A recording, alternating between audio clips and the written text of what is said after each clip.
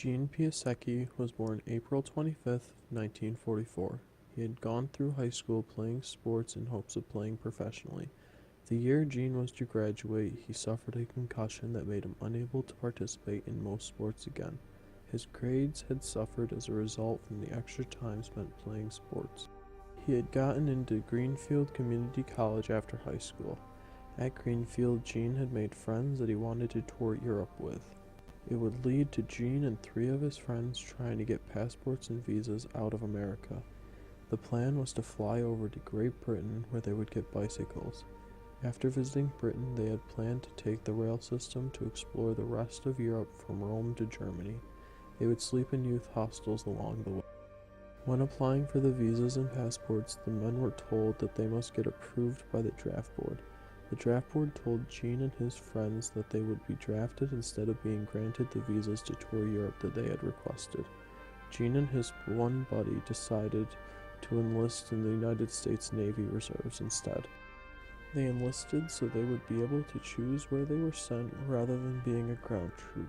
In the reserves, there were two ways one could train. The choice was either training once a week or once a month.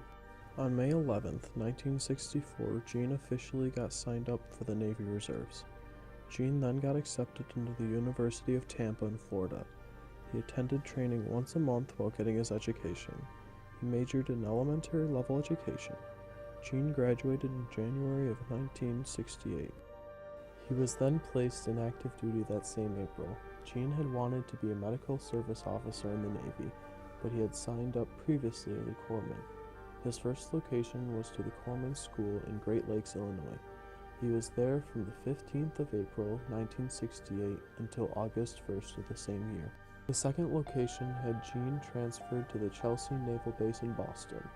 He was here practicing his freshly taught skills from August 1968 until January of 1969.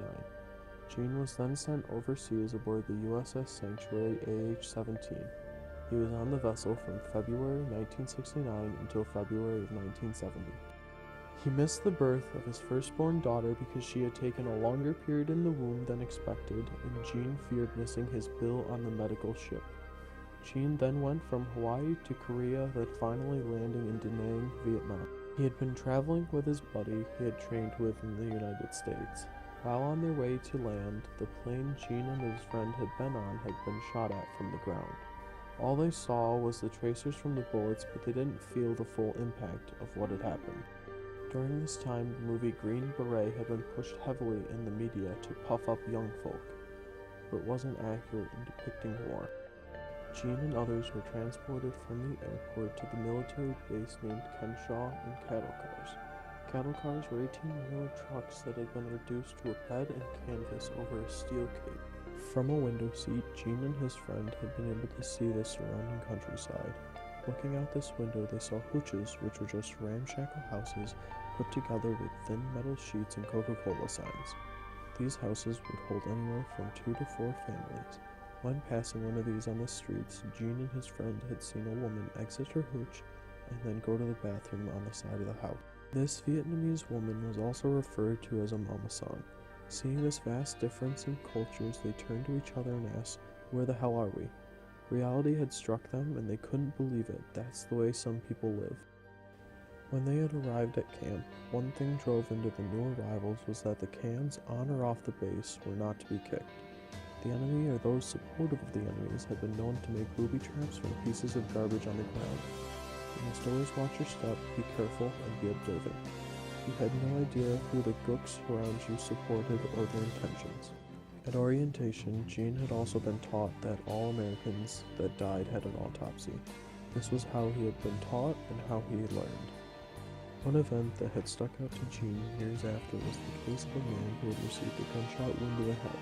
Jean and those working with him were tasked with putting the brain of the man back together so the doctor could learn about the trajectory and damage of the bullet. Jean had learned early on that volunteering for extra work allowed him to learn more things, and the work helped pass the time as well. At the orientation camp, there was a bin of food waste from the meals called the GI can.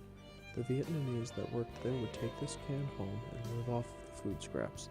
The wasted food had brought an amount of good to the locals that amazed some soldiers. The garbage dumps in Vietnam had been some of the cleanest the Americans had ever seen.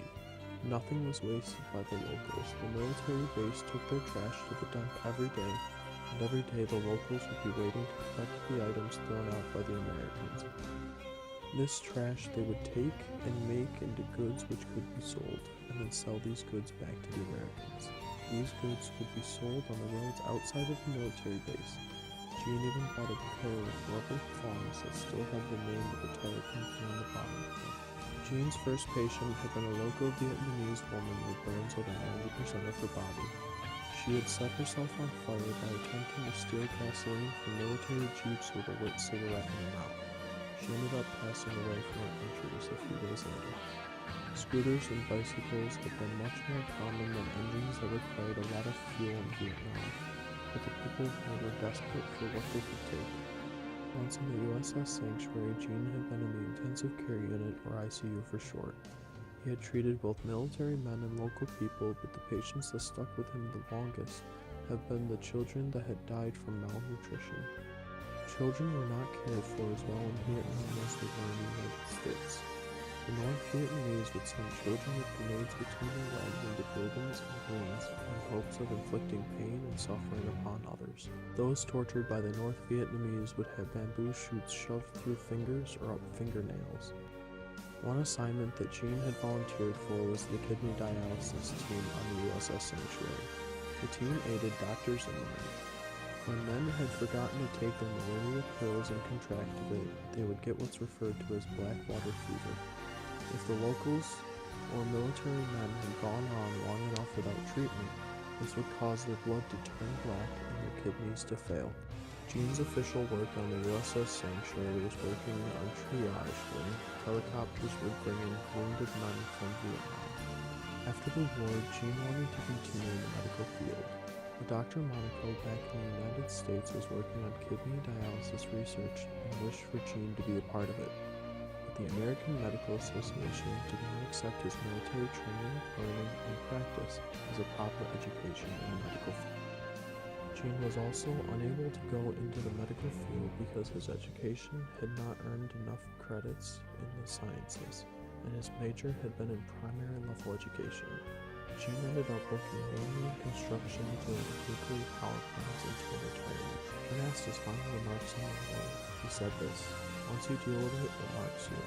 And sometimes at night you wake up and you think about that. Experiencing it makes you appreciate freedom more, and the true heroes of Vietnam are the men who never made it home." Jean was honorably discharged and continues to live happily in New York, where he just spent his 73rd birthday. One thing he always wishes to express is that there are two sides to every story, because of Vietnam's portrayal in the media and history as an unjust war.